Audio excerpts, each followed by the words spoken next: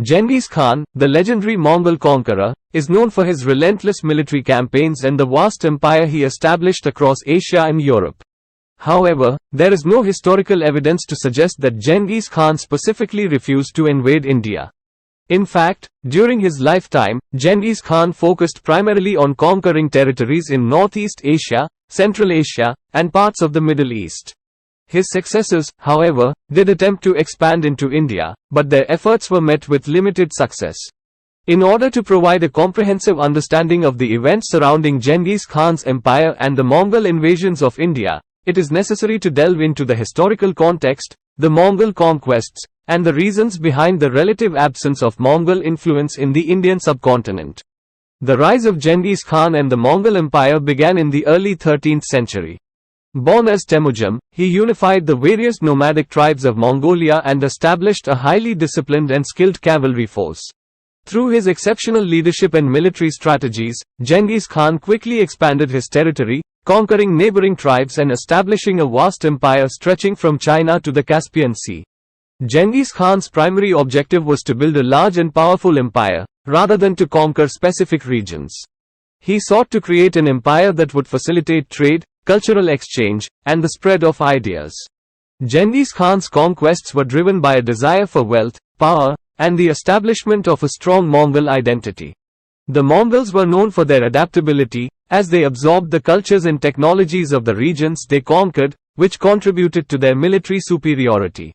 Although Genghis Khan did not personally lead invasions into India, he did dispatch military expeditions to the west. Under the command of his generals, the Mongols embarked on a series of campaigns against the Khwarezmian Empire, which controlled parts of present-day Iran, Iraq, and Central Asia. These conquests brought the Mongols into contact with the Islamic world, as well as other civilizations along the Silk Road.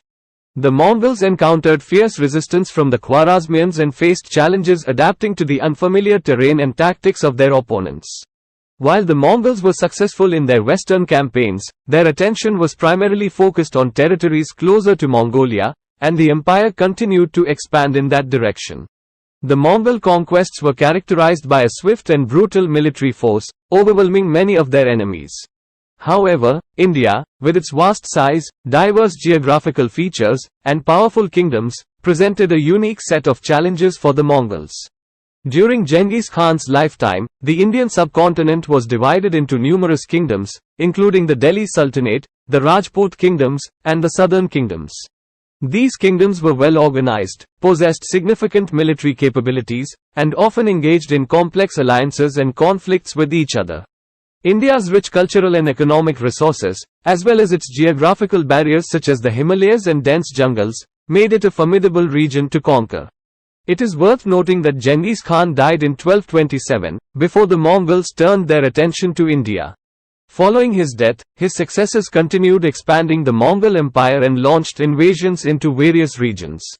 However, their attempts to conquer India were met with limited success. One of the main reasons for this was the Mongols' focus on other territories, such as China, the Middle East, and Europe, which presented more immediate strategic and economic benefits. Another factor that hindered Mongol invasions of India was the challenging logistics of launching large-scale military campaigns across the vast distances and diverse terrain of the subcontinent. The Mongols relied heavily on their cavalry forces, which excelled in open plains and steppe environments. The dense forests, mountainous regions, and fortified cities of India were not conducive to the Mongols' preferred tactics.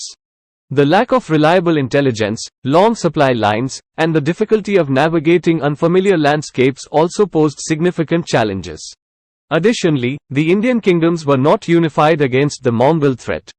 They often had their own internal conflicts and rivalries, making it difficult for the Mongols to exploit divisions and establish a united front against them. Some Indian rulers even sought alliances with the Mongols against their regional adversaries, further complicating the Mongol strategies. In the late 13th century, Mongol forces, led by the general Duwa, launched a series of invasions into the northwestern regions of the Indian subcontinent. These incursions into Punjab and Sindh were aimed at expanding Mongol influence and extracting tribute from the local rulers. While the Mongols achieved some temporary successes and looted cities, they were unable to establish a lasting presence or exert significant control over the region. the Indian kingdoms were able to regroup, resist, and eventually drive the Mongols back. In conclusion, while Genghis Khan himself did not specifically refuse to invade India, the Mongols faced significant challenges in attempting to conquer the Indian subcontinent. The vast size, diverse geography, powerful kingdoms, logistical difficulties, and internal divisions of the region all played a role in limiting the Mongols' influence in India. While the Mongols did launch incursions into India, their efforts were met with limited success, and they ultimately focused their attention on other regions where they could more easily exploit their military advantages.